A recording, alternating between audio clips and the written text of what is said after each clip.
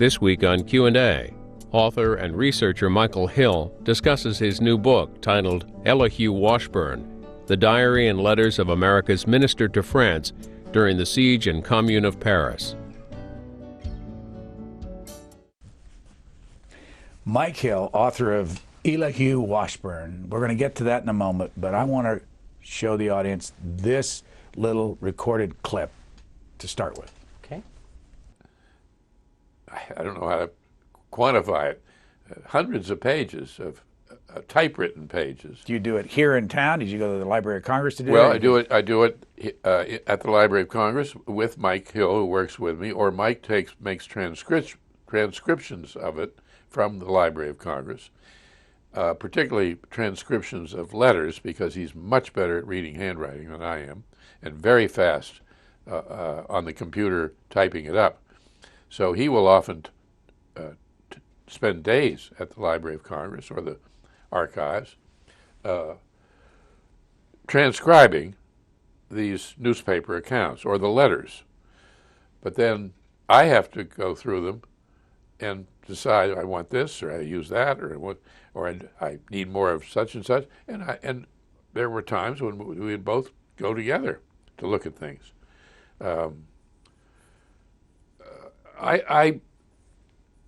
I couldn't do what I do without him. The Mike Hill, after all these years of hearing your name, what's that all about? Well, it's actually it's a good sense of kind of the process that David and I go through in terms of the researching a book and so forth, and then with some of the other authors that I work for. And it's a very evolving, organic process, and it is so much fun to do it on a daily basis. And one of the wonderful things working with David is on an ongoing basis that we'll talk maybe once every day, once every other day or whatever, and he'll always talk about, this is where I'm going, this is where I'm heading, here are some of the characters I'm interested in.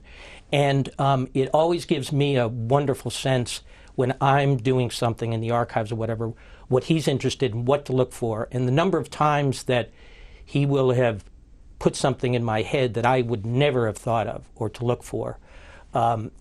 It's something where that conversation will trigger something and I'll be able to provide something for him. Perfect example was on the Greater Journey book. He was working on the Samuel Morse story, and we were talking, and he said, I've seen some photographs of him, but it'd be great to have a description. And he said, when you go to the Library of Congress, which is where his papers are, he said, see if his passport is there. And I'm thinking to myself, it's not going to be there. I never would have thought that. So next day I went up there, looked in the finding aid, and sure enough, here was his passport, and he was able to come up with a great description of Morse for the book.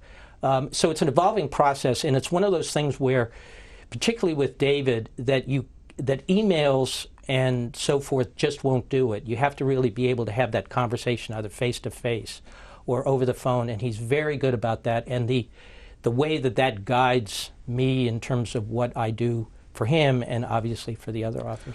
Well, for a moment, let's listen to Evan Thomas, who was here just a couple of weeks ago. He goes out, he does advanced work. He went out to Abilene and met the staff. He puts together a briefing book for me and what I need to know. He does an enormous amount of Xeroxing. He'll do that kind of stuff.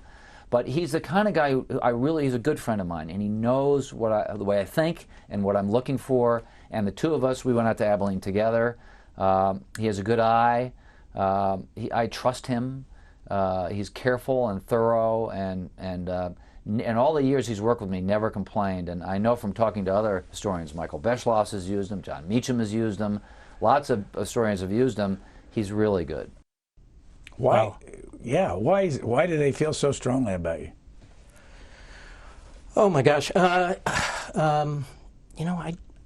don't know. The only thing I can say is that I have been just so lucky and fortunate to be involved with so many of these wonderful authors, and so many great projects. And it's something that I really love doing, and to work with them and to go through as I described before, the process with the author. This is what I'm looking for. And one of the things that Evan mentioned when we went out to Abilene, we were out there I think for 10 days at the Eisenhower Library, which is a wonderful, wonderful archive. And every morning at breakfast over coffee, we would talk about and strategize for the day, navigate, what didn't he have, what should we look at, and so forth. And then we would both divvy up the tasks for that particular day and so forth. So it's something that I love, and I've been very fortunate. Where do you live? Live in Fredericksburg, Virginia. How long have you been there? Been there since about 1994, so quite a while. 55 miles south of Washington. Yeah. When did you first meet David McCullough? I first met David, and that's how this whole journey began. I was actually working up on Capitol Hill, and I was going through a little bit of a tough time in my personal life, and I was getting a little bit of I would say kind of stale with politics and so forth. And I happened to be, and I've always been interested in history and biography and so forth, and I happened to be reading David's great bridge book about the Brooklyn Bridge, which you know. And I finished that, and I was so taken by it and the way that he conveys stories and characters and so forth, and then just the beauty of the writing, that I went out and I got Mornings on Horseback about young Theodore Roosevelt, which again was just I was just so taken by the beauty of the book. So I was trying to figure out, thinking to myself, I need to make some changes in my life. I need to do something, and what would I like to do? And all of a sudden, I just thought, if I could work for David McCullough, an author who does history like this, it would be just the greatest thing. I would work for free. So I found out that he lived on Martha's Vineyard, no address, and so it was one of those things where I hesitated and I thought, if I don't send this letter, then nothing's going to happen. And if I do and something comes out of it, it'd be pretty neat. So I sent the letter off and didn't hear anything for about 6 weeks or so, and I had basically totally forgotten about it. And I got home one day and there was a letter from David, and he basically said, I'm sorry I haven't gotten back to you sooner, but I've been moving to Washington. I'm going to be hosting a series for PBS Smithsonian World, and I'm also working on a book about Harry Truman. What year would this have been? This would have been, oh my God, 83. And who were you working for on the Hill? I was working for Bob Torselli. He was in his first term in Congress in the House. From New Jersey? Yes. And what were you doing for him? I was his press secretary. Okay. And so David said in the letter, call me tomorrow at the Smithsonian offices and we'll get together. So I called him the next day, and he said, let's have lunch. And so we had lunch a couple days later and came in and sat down, and I was nervous as can be. And he said, I've tried some research before. It hasn't quite worked out, but I'm willing to give you a try. I insist on paying you, and let's give it a try. And so, as I said, he was working on Truman at that point, so he gave me some assignments, and some of those were at the manuscript division of the Library of Congress. So I went off and worked on some of those, and then about every other Saturday, I would get together with him, and it was the most amazing tutorial experience I've ever had in my life, where he would say, now what have you found? And I would go through some of the things, and he said, well, did you look at this collection, or did you look at this, or check out, see if there's a newspaper account, this, whatever. So we would go through this for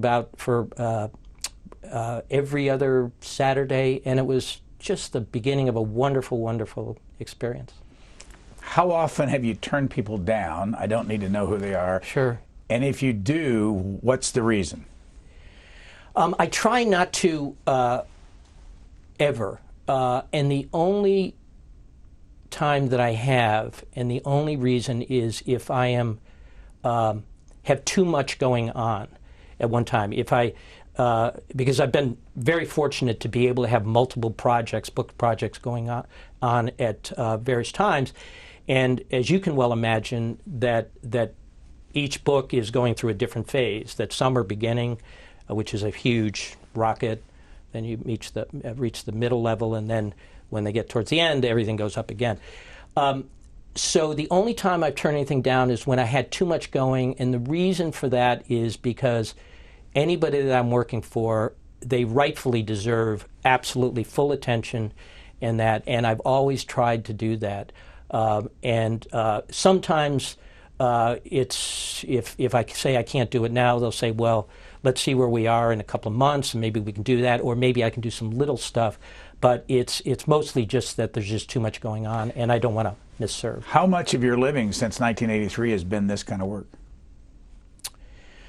And I would say compared to what else you've done. Yeah, I would say it's been the majority of it, and David has been the lack of a better word, the patriarch, the constant in all of that, and so he is the kind of the major client or author that I work for. But when he's in between a book, again, I'm fortunate been able to work on some other projects.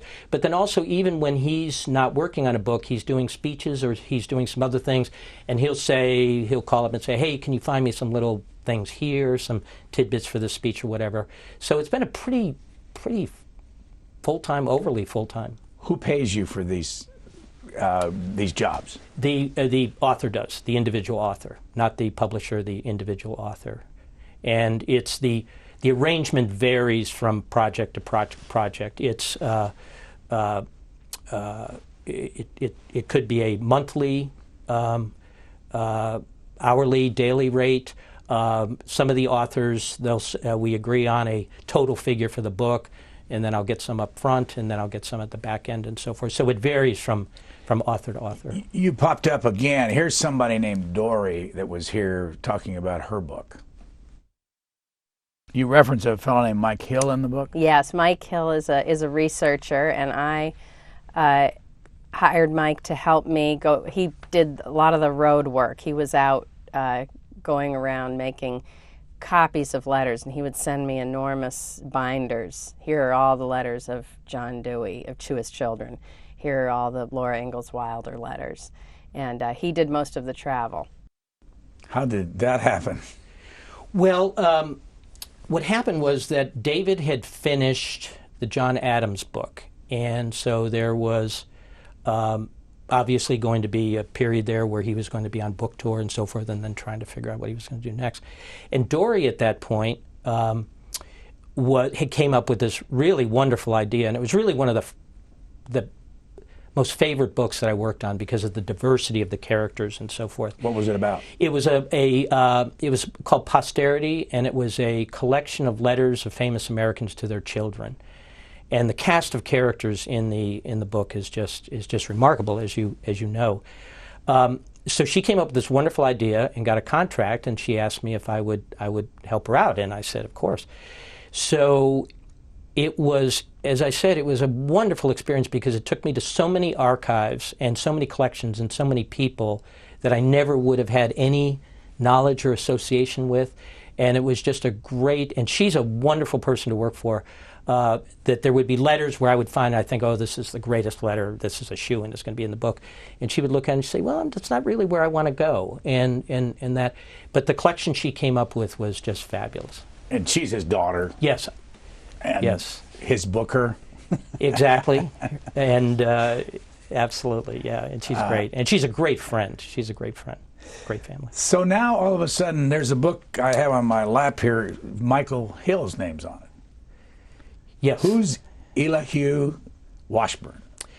Well, the nutshell of the story of Washburne is that he's an American who came from very impoverished conditions in Maine, in New England. Grew up very, very poor. His father was not a very good farmer. He tried a general store and really didn't make a go of it. And Washburne worked his way up, went to Harvard Law School, and then at the urging of one of his brothers, immigrated out west to Illinois, to Galena, where the lead mine industry was in its heyday. He arrived after about a month's journey by ship, by stagecoach, by train, and arrived on steamboat in this muddy mining town. boarded himself in a log cabin, established a law practice in a log cabin, and then slowly worked his way up and became a very successful lawyer in Galena, and then got involved politically, ran for Congress, served for 8 terms, and then befriended Abraham Lincoln, obviously from Illinois, and then Ulysses S. Grant, also from Galena. And as they were on the rise, Washburne stayed with them as a very close confidant, colleague during the Civil War. And then after Grant was elected president, he initially appointed Washburne Secretary of State. And at that time, Washburne became very, very ill. His family actually feared for his life. So after about 10 days, he submitted his resignation to President Grant, just saying, I just don't think I'm physically up to the demands of the job. He had been confirmed as Secretary of State? Yes, he had been confirmed. And 10 days into it? 10 days into it. He had been ill almost immediately after he had been appointed. And so Grant regretfully accepted his resignation. And so then over the next several months, he regained his health, which was always very fragile. He regained his health, and so Grant then offered him the position as Minister to France, Ambassador to France. And Washburne at that point was tired of the political intrigue and fighting of Washington. Obviously, his health was still frail. And he felt going to Paris was going to be a wonderful, almost ceremonial job. He said at one point that he thought the ceremonial functions, social functions, were going to be about the worst, most burdensome thing he was going to have to go to. And also it would put him closer to the Carlsbad where he would go for the water treatments for his health. So he... what was wrong with him, by the way? He had a whole series of illnesses, which again came back throughout his life, but particularly during the siege and the Commune. In Paris. In Paris. He says that it was a series of illnesses that developed early on when he was in Galena. He said that he had contracted malaria when he was there. So he was constantly battling a whole series of fevers, cold sweats. He complained about spinal problems and so forth, and back problems and so forth. And as I said, high fevers and so forth. So he had a whole series of illnesses. He went even to some of the physicians in Paris, and they couldn't quite figure out what was wrong with him. And he, at one point, said that all doctors are humbug anyway. So he accepted the position to Paris, again, thinking that this was going to be a delightful, wonderful experience for himself, for his wife, who was of French ancestry, and a great place for his children. And little did he know that after a year of being there, that he was going to be caught up in one of the most horrible, savage, brutal, bloody periods of French and European history of the 19th century. So when was the moment that you were introduced to this man? It was when I was working with David on the Greater Journey book. And those were the people that went from the United States to Paris and lived there and educated themselves. Exactly, in the 19th century. And what happened was that David had reached about the point where he was talking about how am I going to do the Franco-Prussian War and so forth, because that, as we know, was such an important part of French history. So he said, well, find out who the ambassador was to Paris from the United States at that point. Maybe there's a story there. So I said, fine. So I poked around a little bit, and I found out that it was Washburne. And so he said, where are his papers? And I set up at the Library of Congress, and he said, well, go up and see what's up there. So I went up there and started looking in the papers and started finding out the unraveling of this wonderful story, not only about his early life, but then about his time during the war, the Franco-Prussian War, and then the siege, and then the Commune. And in the midst of that, of going through the letter books, which we just thought were letter books. Are these the actual books, or are you getting copies of them? Well, there's two things, which was problematic for a while, was that the letter books are these letterpress copies, the equivalent of a 19th century Xerox or carbon paper. The letter books at the Library of Congress are letterpress copies of his outgoing correspondence, but then also the diary entries. And when we figured out that these diary entries were intermixed in with all the other letters, like you would find a couple of diary entries and then you'd have to go through pages of letters and then you'd come up with some more. It took us a while to figure out what was going on here. Once we figured that out, but we knew they were letterpress, David said, well, where's the original diary? And it took us a while to figure that out. And there's a huge collection of family papers, of Washburn papers, up in Livermore, Maine, where the Livermore homestead is. Where is that, by the way? That is Livermore, Maine. That is maybe about a half hour northwest of Augusta. The capital?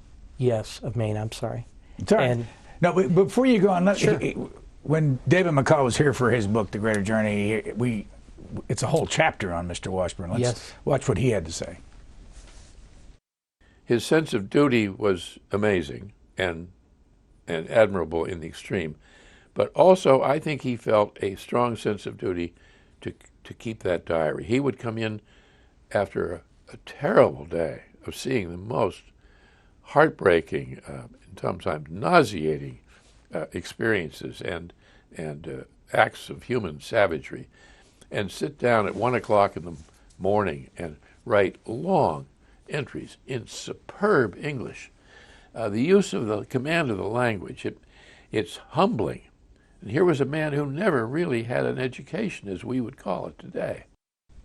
So you went to Livermore, Maine, and found the actual documents?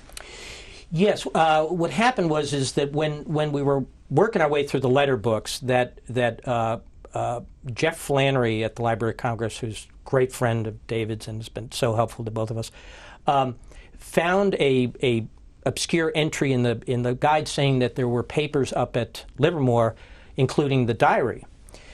So I thought, well, maybe it's up there. So I called up there and I spoke with one of the folks up there, and they just really didn't know exactly what they had up there. They knew that there was a huge collection. So after about a month or so, David said, well, we're just going to go up there. So we went up there and we spent a wonderful, glorious day there.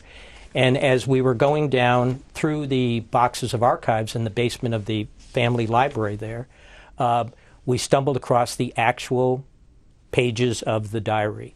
And, excuse me, and when I was working on this book, made a point of taking what the typescripts that I had produced for David for his book and compared it against the original up there just to make sure that there weren't any additions or whatever that needed to be made. But it was pretty much, that was the original up there, and the letterpress copy was down here. So you just happened on it? Just happened on it. We went up there and we started, and there's just a huge mass of boxes. And it's not just Elihu's papers up there, it's also all members of the family. So there's pictures up there, there's the Grant's commission of Washburne as Secretary of State. The original is up there. There are letters from Grant to him. There are huge scrapbooks of calling cards that they collected while they were in Paris. So it was a massive collection that they didn't really have a sense, and so we just started poking around, and then all of a sudden we came. Well, in the foreword, David McCullough writes about that time. Yes. He says, a banquet feast of material. At one point, our heads were spinning. Yes.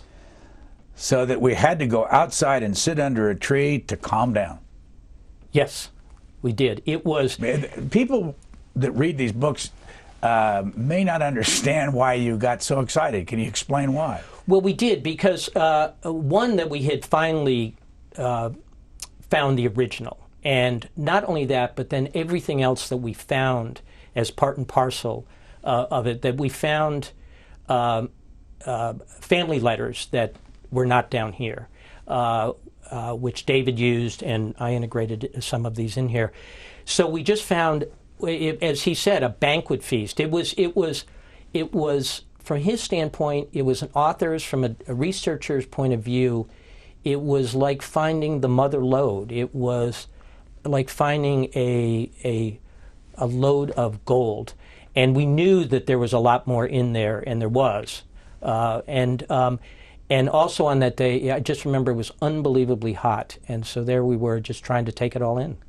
So again, when did you decide that you wanted to do a book, and how did that happen?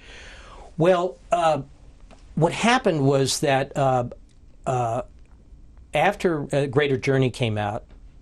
And when was that? That was 2 years ago. That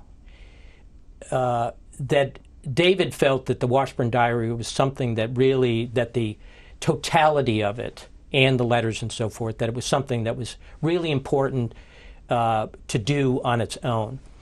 And so he went to his editor and Bob Bender and Jonathan Carp. Where? At Simon & Schuster, and raised the idea with them about publishing the book, the diary and the letters independently. And David said, and I think you should get Mike to do it. And so they said, fine, sounds good. And so then David called me that day and said, I've just had a meeting with Bob Bender and Jonathan Carp at Simon & Schuster, and they want you to do the Washburne Diary book. And I was just taken aback. I thought this is going to be a tough one to do, because I never really done anything like it before. So I said, sounds great, that's wonderful, thank you very much. And he was so gracious and wonderful about it, and that. So he said, call Bob Bender. So I called Bob Bender, and I said, Bob, this is terrific. And he said, we're very excited about it. And I said, but Bob, I said, to be honest with you, I'm not sure I can pull this off. I've never done anything like this before.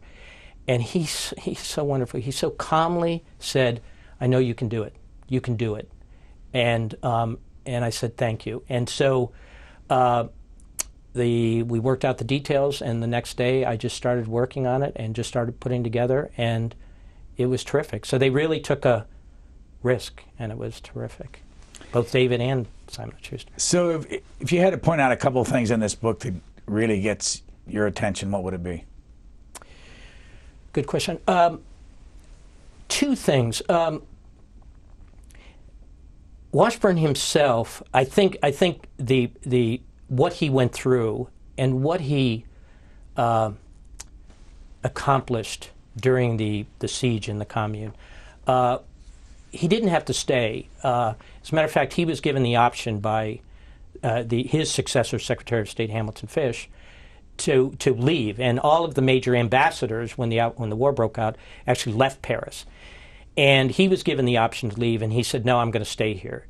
Because at that point, the French had issued an expulsion order for all of the German residents who were in Paris because of the outbreak of the war. Let me stop you just for a second. Sure. This was in July of 1870? Yes.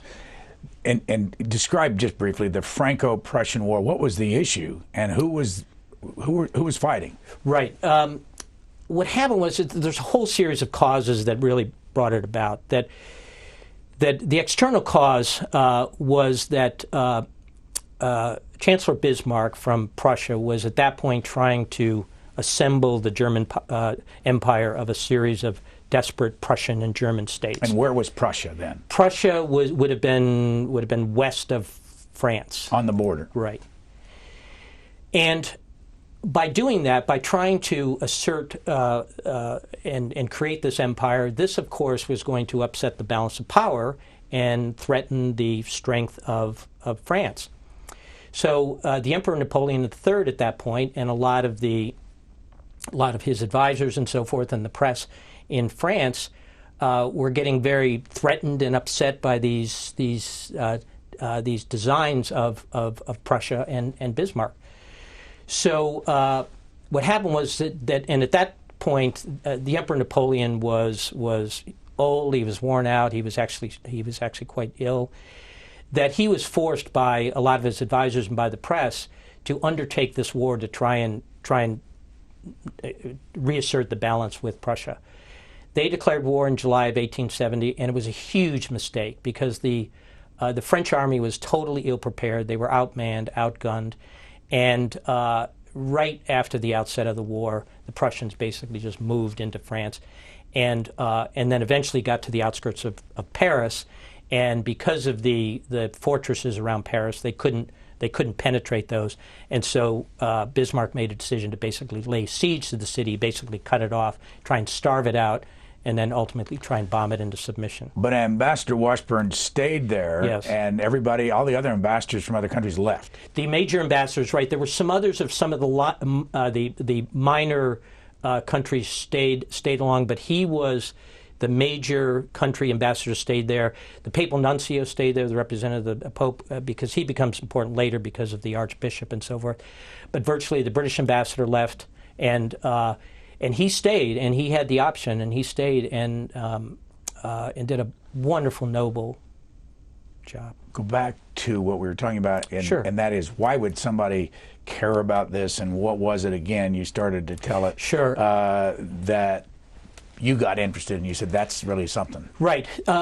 Two things. One was what he went through during the siege in the Commune, and he was sick. His life was threatened. He was separated from all of his family except for his son, Gratiot, which was the other really wonderful story that I got very interested in. Was that, and it's a wonderfully touching story.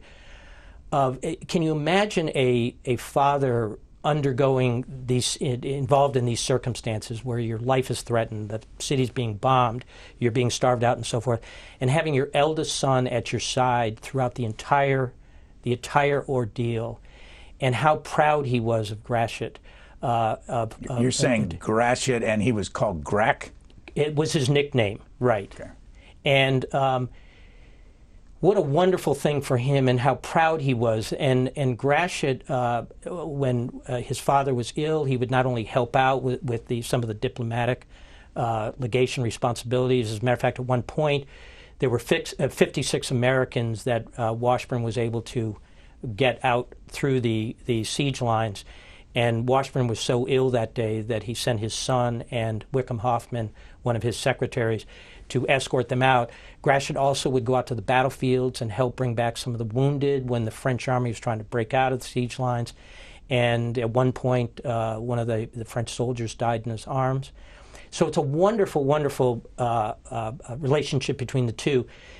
And then Washburne, as David mentioned in that clip, was that he stayed and he didn't have to, and because he saw it as his duty to protect not only the Americans there, but to try and help the Prussians, and to do whatever he could in this horribly savage, nightmarish situation. One of the things that got my attention was the brothers, the Washburne brothers. Explain that. Right. Despite the fact that they all came from very modest, impoverished circumstances, the family itself was extraordinary, and he had several other brothers who were extremely successful on their own. And the three brothers were, the oldest was Israel, who became one of the original founders, and according to legend, he was the one who coined the term the Republican Party. That he was served as a member of Congress from Maine, became governor of Maine, I believe, and then his brother Cadwallader, who was one of the founders of General Mills and was a congressman from Wisconsin and became governor of Wisconsin, and then another younger brother, William, who became a congressman from Minnesota and senator from Minnesota. And at one point, I believe the period was 1855 to 60 or 61, three of the brothers were all serving in Congress together. And Elihu, you say, was a congressman for 8 terms? 8 terms, exactly. From what state? From Illinois. From any family like this in our history that have 4 brothers total that served in Congress? And not that I'm aware of in terms of that total number. The only families that I can imagine that would be, there were the 2 Kennedy brothers who were in the Senate at the same time. Has there been a book written about all the Washburnes? There's actually there's a wonderful book that was done ages ago, and I cannot remember the publication date, by a fellow named Gaillard Hunt, which he does chapters about each of the brothers, and it's a really wonderful book. And then another book which came out most recently by a author in Maine, Kirk Kelsey, did a book about the Washburne family. There's an awful lot more we can talk about with Mr. Washburne, but there are a lot of other authors you've worked with, and I want to first of all, let me show the picture that you provided us of you sitting on the bench, back to back with David McCullough. Where is this, and why this picture? I love this picture. It's in Paris, and it's and he, Rosalie, and I were there. Rosalie, his wife. Rosalie, were there, and we were obviously going to see all the historic sites, Augustus St. Gaudens's house, and so forth. And one of the things that we did that was fabulous, that I just loved, and I love about this job, was that David wanted to go from where Washburne's house would have been located in Paris and walk the distance where the legation was. Legation is what? Was in effect the American embassy in Paris. And so we went up to where the house would have been located, and then he, Rosalie, and I walked from there to where the legation would have been, and he asked me to read entries from the letters and the diaries describing what was happening during various parts of the siege and the battle. And I remember walking by the Arc de Triomphe and reading an entry about Washburne seeing artillery shells explode near there. And it was one of the most wonderful experiences and that's part of what I love about this job, is connecting with the past through seeing and being at places. This photograph, we were walking around, and we were in a park, and David and I sat on this bench just to kind of take it all in, and Rosalie stood up with the camera, and she saw this, and she took the picture, and I just love it. It's two guys. I know you like David McCullough. We like you. He's been here many times. We've talked. Big fan of yours. But what is it that led 60 Minutes a couple of weeks ago to do 2 weeks of David McCullough? One before the election and one after the election. I don't know that I've ever seen that before. What do you think it is that appeals to so many people? I think it's his authenticity and his enthusiasm and his care about this country and what it is and what it should be. As you know, Brian, his passion about history and history education is just a gospel that he talks about everywhere. His love of libraries, public libraries and archival libraries.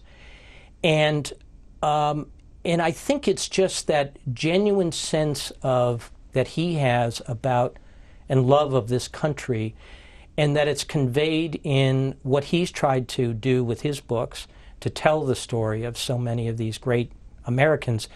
And one of the great joys he has is uncovering a character like Elihu Washburne that a lot of people didn't know anything about, and bringing it to that heroic story to the forefront. Who is if you worked for him first as a research assistant, who was the second author you worked for?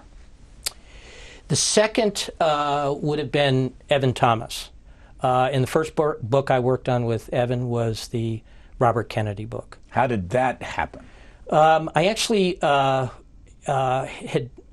met Evan and talked to him about, and I was a big fan of his books too. I had read his Edward Bennett Williams book, which was a wonderful biography of the Washington lawyer Edward Bennett Williams, and then also had read Wiseman, the book he co-authored with Walter Isaacson, which is, again, a fabulous book.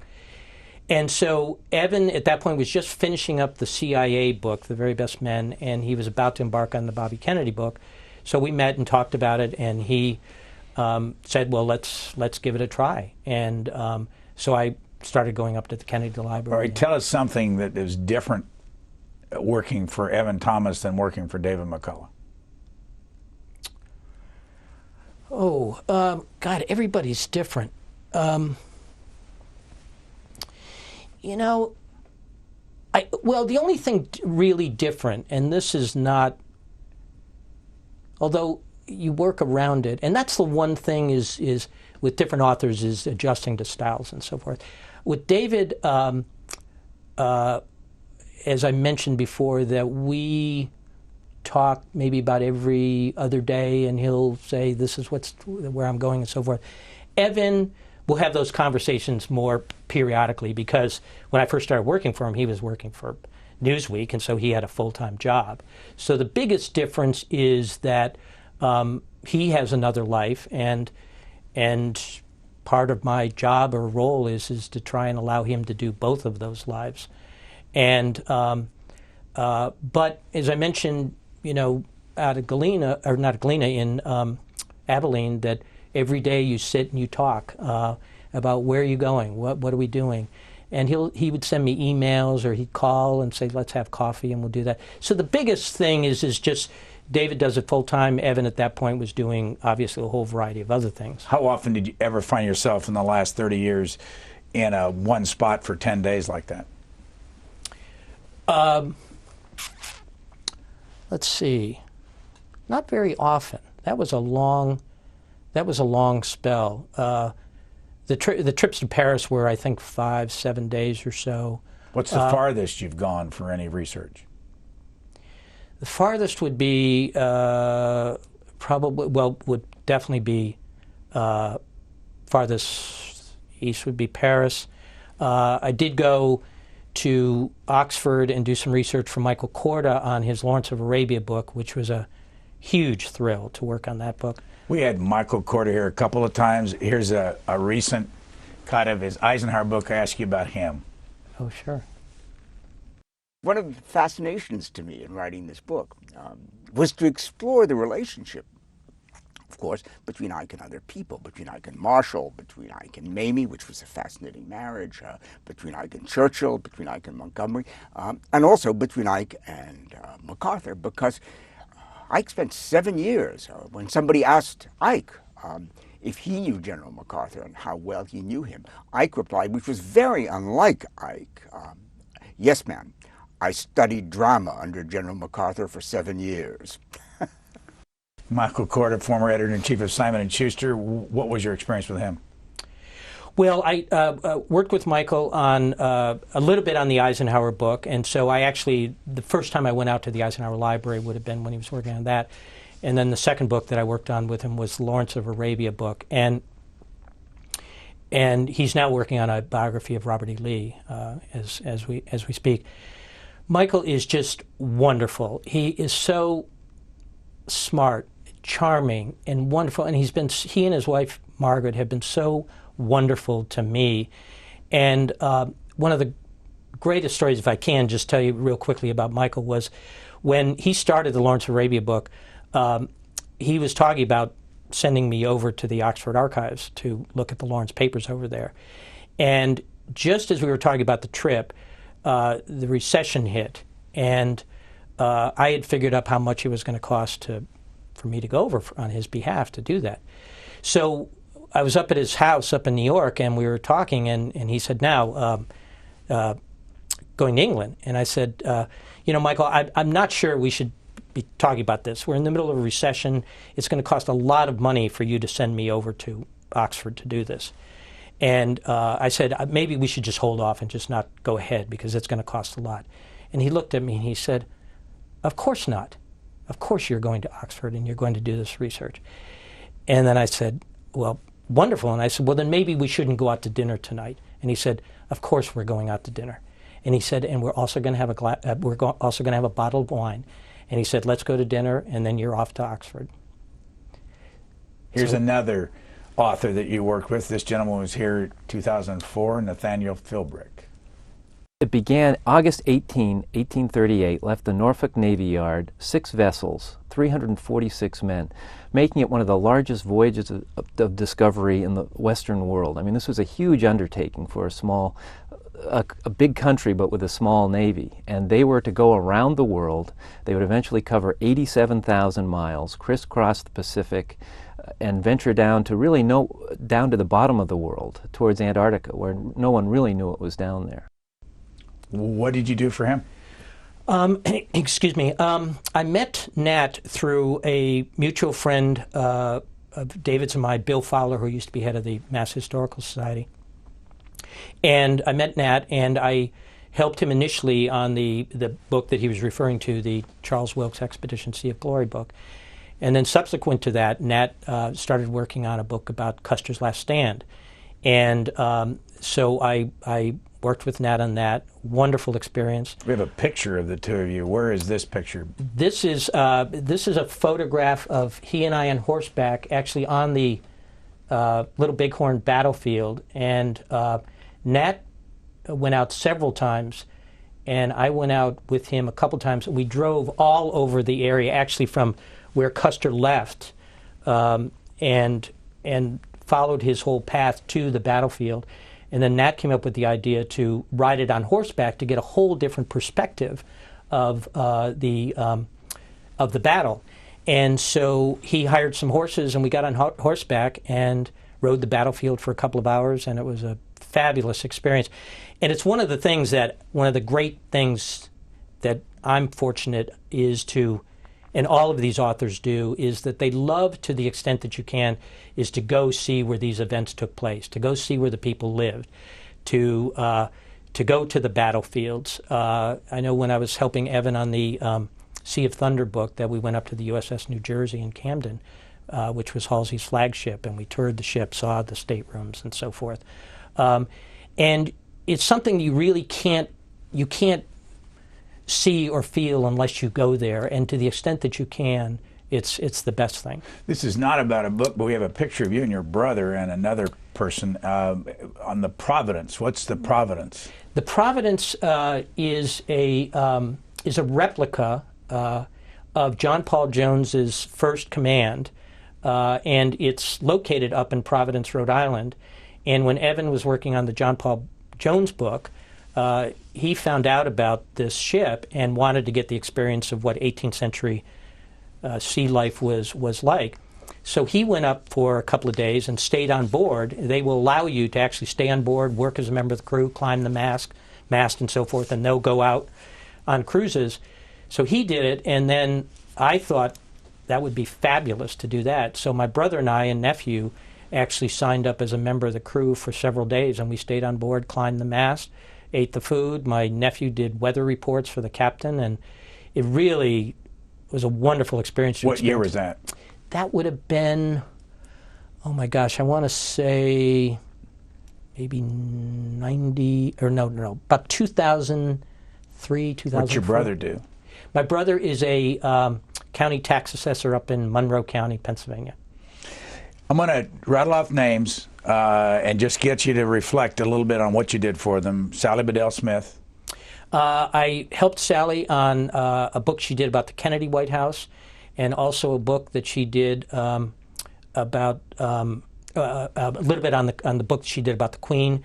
And the Kennedy White House book, one of the great things that we found for that was a diary down at the Virginia Historical Society. David Bruce, who was the ambassador to Great Britain at that point. It's one of the most fabulous diaries I've ever found down there. Why? He knew everybody. He saw everybody. He had one of the greatest diplomatic careers of the 20th century. His diaries were candid, colorful, smart. He knew Hemingway. He knew everybody. It's just a book from Mike Hill out of this, that diary? That'd be well. Actually, Nelson Langford, who was curator, he actually did a book of the World War II diary of David Bruce. But there's certainly potential for another one. Yeah. We have so far to go and so little time. Jeff Schessel. Jeff Schessel, I helped him out on his Supreme Power book about Franklin Roosevelt and the court packing. Mark Salter, who did a lot of writing for John McCain. John McCain. Yes, wonderful guy, great friend. He and Senator McCain came up with an idea to do a book about great decisions in American history. And actually, Jonathan Karp hooked me up with the senator and Mark and about doing some research to help Mark in the senator background. Your memory. What's your memory about that experience? Oh, it was fabulous. With Mark Salter? Yeah, but fabulous. Something specific. Again, it was a cast of characters that I had no experience with, and also Mark was really good about saying, you come up with some characters for the book. And so I would go out and do some research and find some tough decisions and say, you might want to take a look at this. Can you remember a character you found? I guess the one, Robert Gould Shaw, I think, was one that wasn't on the initial list and ended up in the book. Jeffrey Ward. Jeffrey Ward is a longtime friend and is an author, historian in his own right. Also does a lot of work with Ken Burns, and I met Jeff through Ken Burns. And what did you do for Ken Burns? I worked on the Civil War PBS series. The original series, what, 20 years ago or so? Or more? Yeah, the late 80s, early 90s. How did you get that? That was actually through David. I had been working for David for about a year on the Truman book, and one day he called me and said, there's this young documentary film producer by the name of Ken Burns who I'm doing some work with on some of his films, Statue of Liberty and Huey Long, and he said he's just about to embark upon a series about the Civil War, and he said, I think you should meet him. And I said, great. I hadn't heard of Ken. So I called him. We met in Washington. He told me about this very wonderful, ambitious series. And so I started working on that. What did you learn about Ken Burns that we might not know? His genius, his creative genius. Not only working in the Civil War, but then on the baseball film with him, and then on Spotty from there, is sitting in the editing room with him, and him looking at a scene and being able to say, cut these frames out of here, we need more here, we need more music here, this narration isn't working.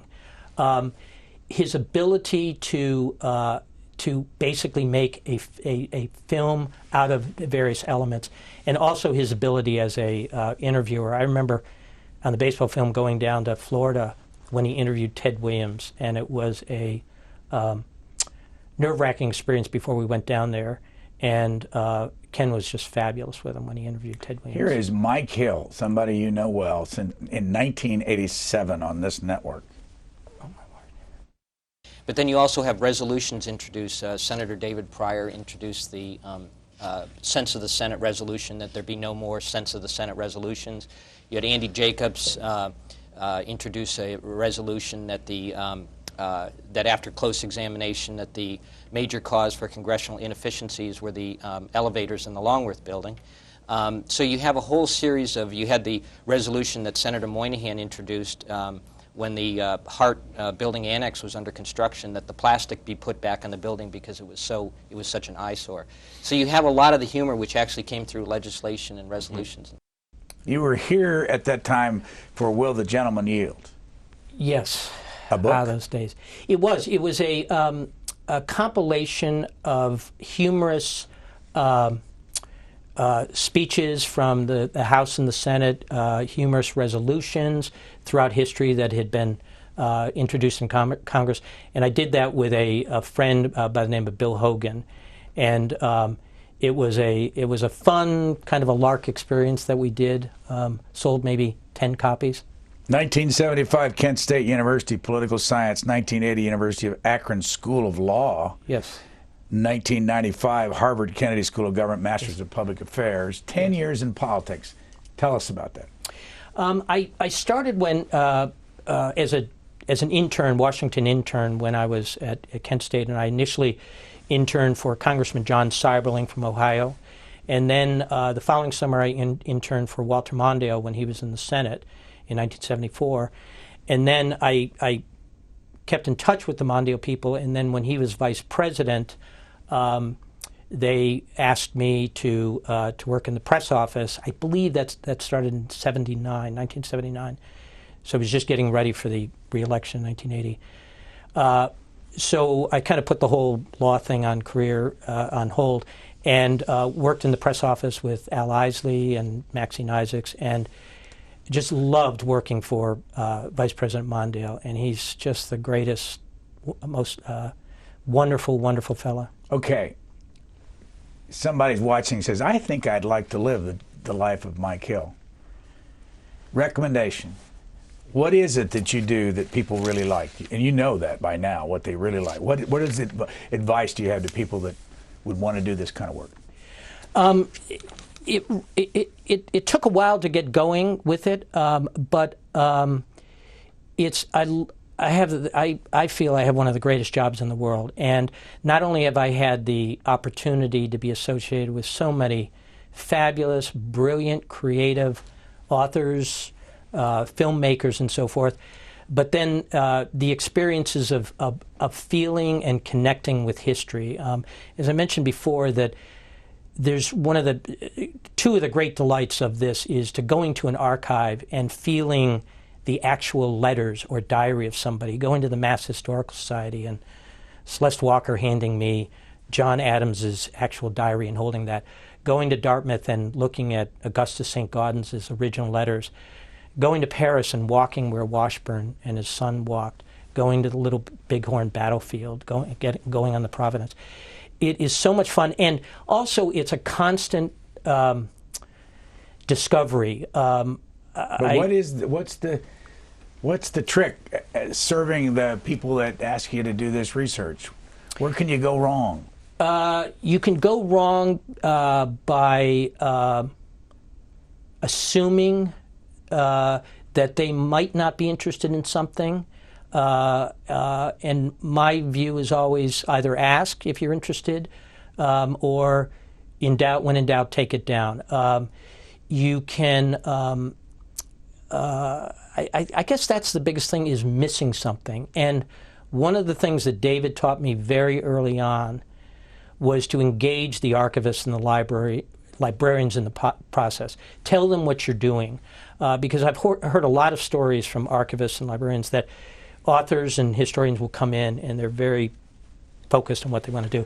But the things that we've found just by talking to archivists is really pretty remarkable. So how do you know when David McCullough is mad, angry, irritated? You don't. You just he's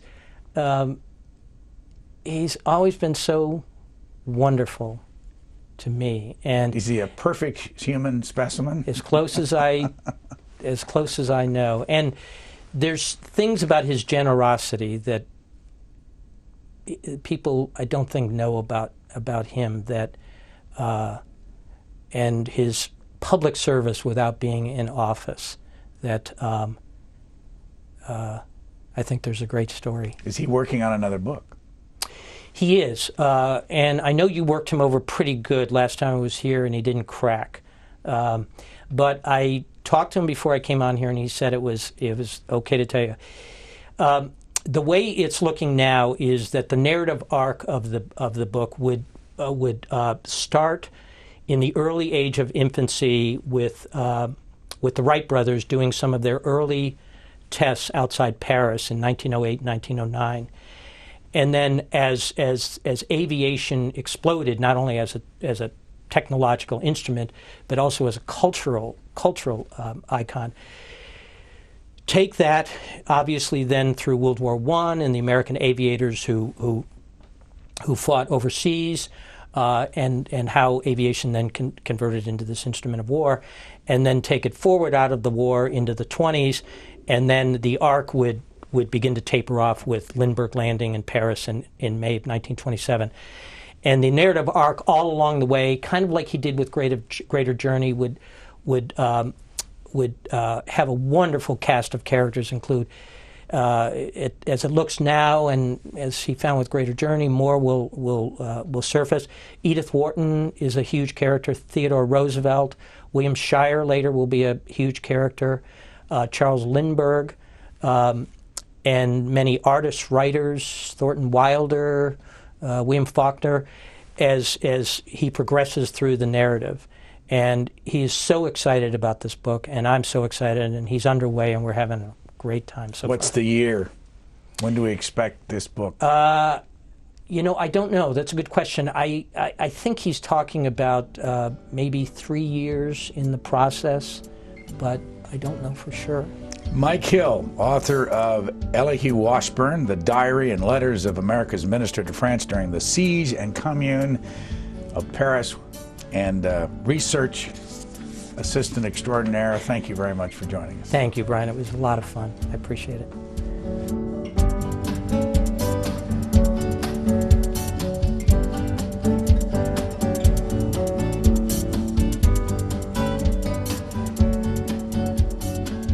For a DVD copy of this program, call 1-877-662-7726. For free transcripts or to give us your comments about this program, visit us at qna.org. Q&A programs are also available as C-SPAN podcasts.